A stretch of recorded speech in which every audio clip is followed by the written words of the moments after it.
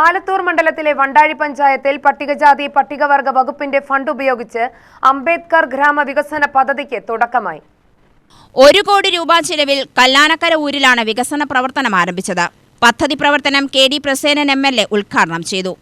നമ്മുടെ ഈ ഉന്നതിയുടെ കല്ലാനക്കരയുടെ സമഗ്രമായ വികസനം സാധ്യമാക്കുക എന്ന ലക്ഷ്യത്തോടു കൂടിയാണ് ഈ ഗവൺമെൻറ് കഴിഞ്ഞ 10 കൊല്ലക്കാലയളവിനുള്ളിൽ പ്രഖ്യാപിച്ച അംബേദ്കർ സമഗ്ര വികസന പദ്ധതി ഈ പ്രദേശത്തെ ഉൾപ്പെടുത്താൻ തീരുമാനിച്ചു.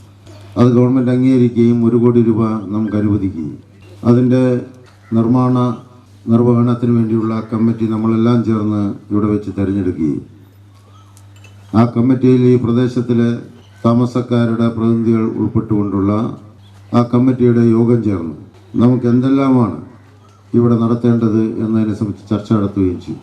അന്ന് ആ ചർച്ചയിൽ ഉയർന്നു വന്ന എല്ലാ പ്രശ്നങ്ങൾക്കും ഒറ്റയടിക്ക് ഈ 1 കോടി കൊണ്ട് നമുക്ക് പരിഹാരം കണ്ടെത്താൻ വേണ്ടി കഴിയില്ല. അതുകൊണ്ട് എസ്റ്റിമേറ്റ് എല്ലാം തയ്യാറാക്കി കഴിഞ്ഞപ്പോൾ കെല്ലെന്ന് പറഞ്ഞ ഏജൻസിയെയാണ് ഇതിൻ്റെ നിർവഹണത്തിന് വേണ്ടി ചുമതലപ്പെടുത്തിയത്. വണ്ടാഴി പഞ്ചായത്ത് പ്രസിഡന്റ് ശാരദാ ഗോപിനാഥ് അധ്യക്ഷയായി.